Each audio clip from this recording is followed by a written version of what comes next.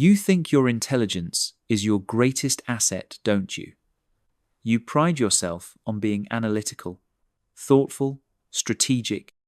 You believe that your ability to see all angles, to anticipate problems, to think 3 steps ahead makes you superior to those who just act.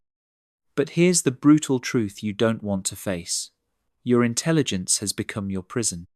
While others are building, creating, failing, learning, and moving forward, you're stuck in an endless loop of analysis. You're drowning in your own thoughts, paralyzed by the very gift you thought would set you free. And the worst part? You know it. Deep down, you know that all your intelligence means nothing if you can't use it to actually do something. You've convinced yourself that thinking more equals doing better. That if you just analyze the situation a little longer, research a little deeper, plan a little more thoroughly, you'll find the perfect moment to begin. But that moment never comes, does it? Because perfection is the lie intelligent people tell themselves to avoid the discomfort of imperfect action.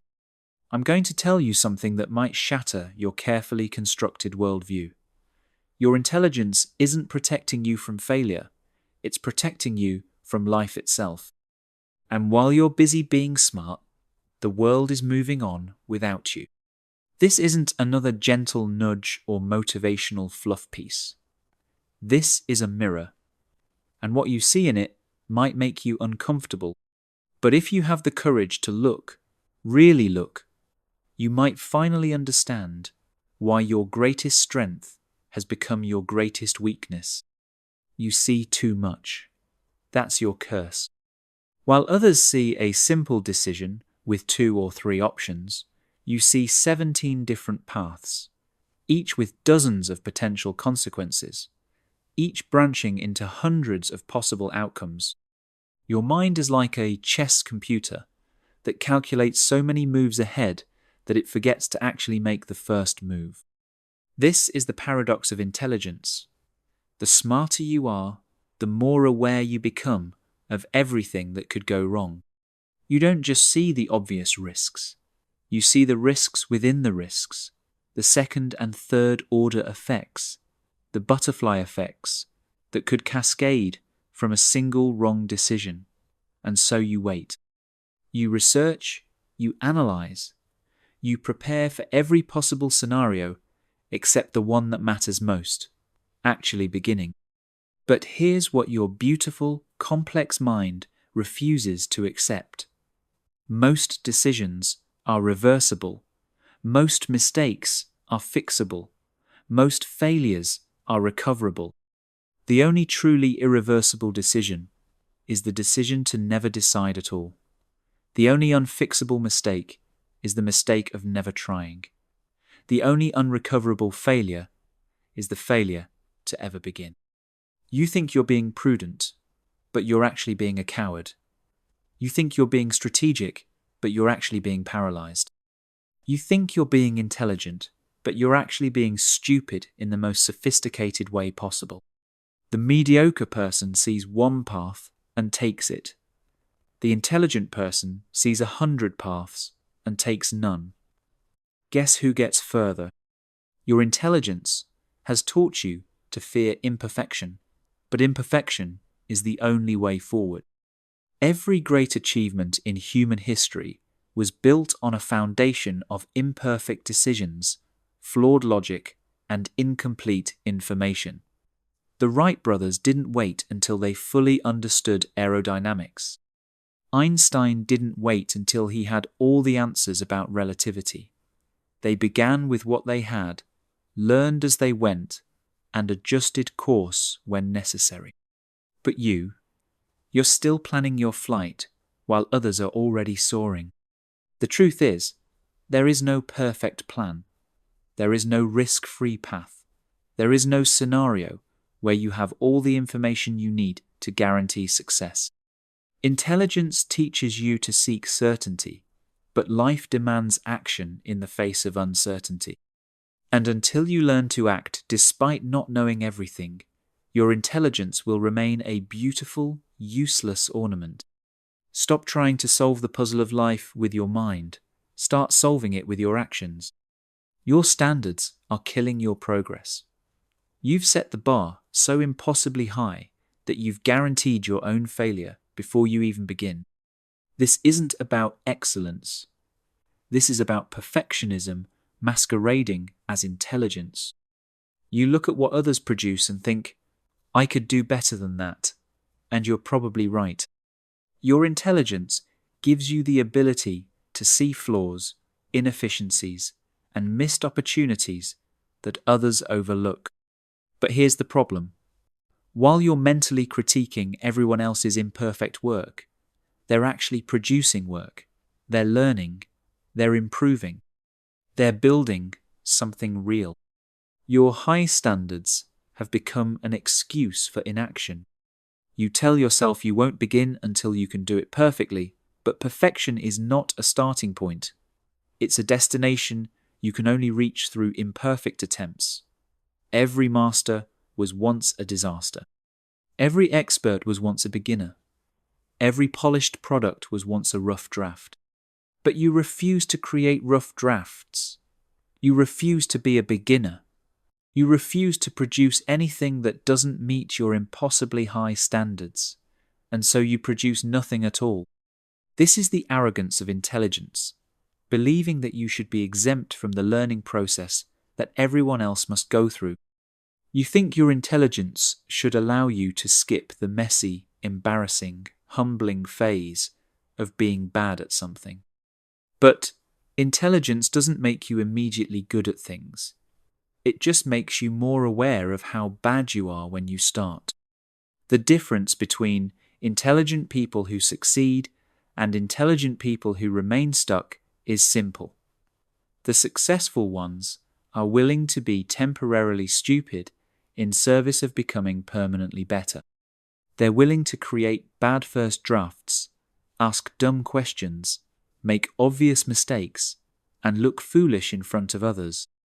Your intelligence has convinced you that your reputation is more important than your progress, that looking smart is more valuable than getting smart, that maintaining the illusion of competence is better than developing actual competence through practice. But here's what you need to understand. Everyone is too busy working on their own problems to judge your imperfect attempts. The people whose opinions you're so worried about are either struggling with the same issues you are or have already moved past the point where your beginner-level efforts would even register on their radar. Your standards aren't protecting your reputation, they're destroying your potential. Lower the bar for starting and raise the bar for continuing. Begin badly, but begin boldly. Create imperfectly, but create consistently. Your intelligence will help you improve faster than others, but only if you give it something imperfect to work with. You've turned thinking into a sport, and you're the only one playing. While others are out there actually doing things, you're sitting in your mental gymnasium, flexing your analytical muscles, getting stronger and stronger at thinking about doing things. You research until you become an expert on the theory, but remain a complete novice in practice. You know everything about starting a business, except how to actually start one. You understand all the principles of fitness, but have never consistently worked out. You've read every book on relationships, but struggle to maintain deep connections. You've become a PhD in preparation and a kindergartner in execution. This is the intelligence trap, mistaking information consumption for progress. You think that if you just read one more book, watch one more video, take one more course, you'll finally have enough knowledge to begin. But knowledge without application is just sophisticated procrastination. Information without implementation is just intellectual masturbation. Your need to understand everything before doing anything has created an impossible prerequisite for action. You can't learn to swim by reading about swimming. You can't learn to write by studying grammar. You can't learn to lead by analyzing leadership theories. These skills require practice, not more preparation. But practice is messy. Practice is embarrassing. Practice reveals the gap between what you know and what you can actually do. And your ego, inflated by years of being the smart one, can't handle that gap. So, you retreat back into analysis, back into the comfortable world of theory, where you can maintain the illusion of competence without the risk of demonstrating incompetence. The cruel irony is that while you're busy analyzing the perfect way to do something, others are out there doing it imperfectly and getting real feedback from reality. They're learning things that no amount of analysis could teach them. They're developing intuition, building confidence, and making actual progress. You think analysis is a form of progress, but it's actually a form of avoidance.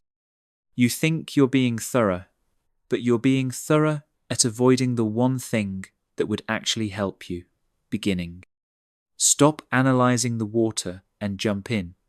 Stop studying the map and start walking. Stop planning the conversation and start talking. Your intelligence will be infinitely more valuable once you give it some real-world data to work with. The path forward isn't through more thinking, it's through thinking while doing. Analysis is a tool, not a destination. Use it to improve your actions, not to avoid them. You've built your entire sense of self around being the smart one, and now that identity is holding you hostage. You can't risk being seen as anything less than brilliant, because brilliance is who you think you are. But brilliance, true brilliance, isn't about never being wrong. It's about being willing to be wrong in pursuit of being right.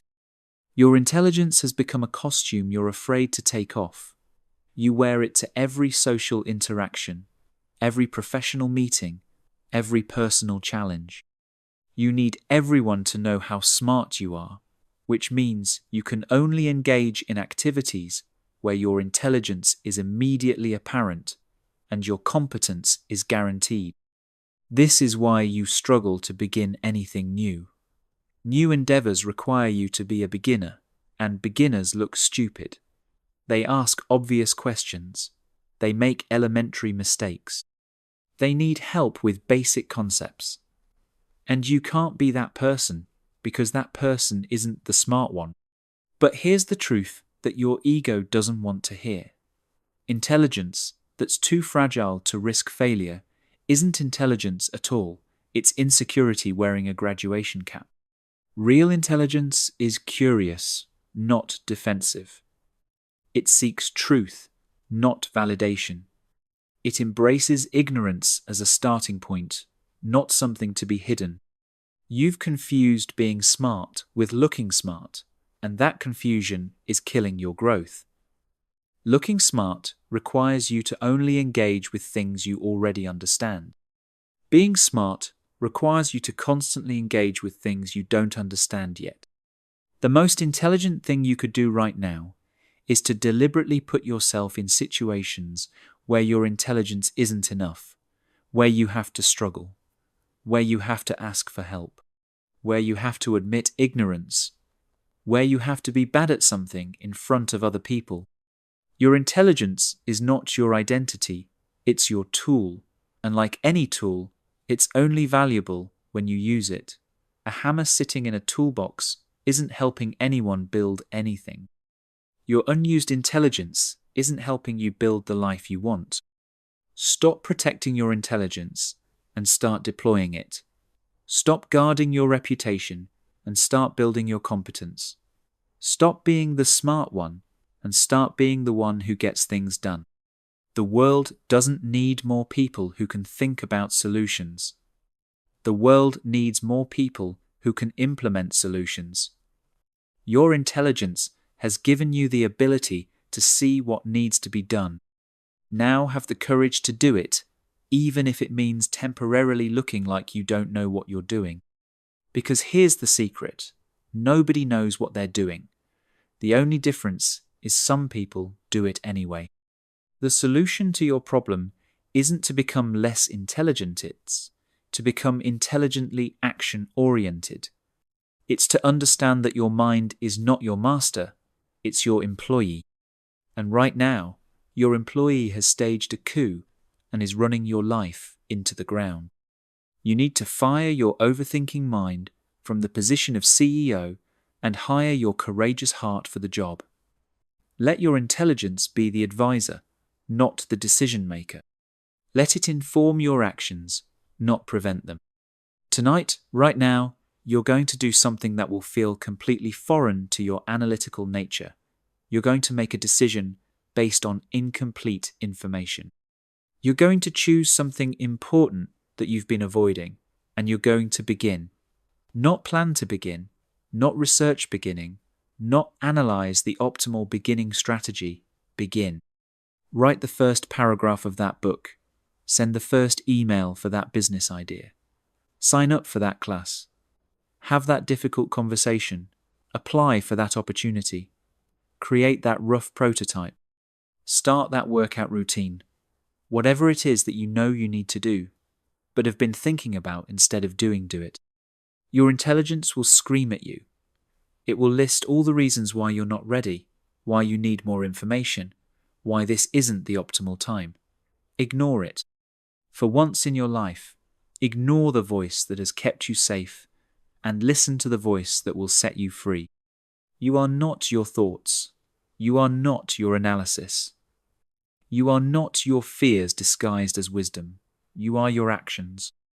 And until you act, you are nothing but potential energy, beautiful and useless, waiting for someone brave enough to convert you into kinetic motion. The world doesn't need another brilliant person who never does anything brilliant. The world needs brilliant people who are willing to be temporarily stupid in service of eventually being magnificent. Stop thinking your way into acting. Start acting your way into thinking. Your intelligence will catch up, but only if you give it something real to work with. The time for analysis is over. The time for action is now. Not when you feel ready. Not when you have more information. Not when the conditions are perfect. Now. Your intelligence is a gift. Don't waste it by worshipping it. Use it by risking it. The only thing worse than being smart and failing is being smart and never trying. Begin badly. Begin scared. Begin imperfectly. But begin because intelligence without action is just a sophisticated form of cowardice, and you're too smart to be a coward.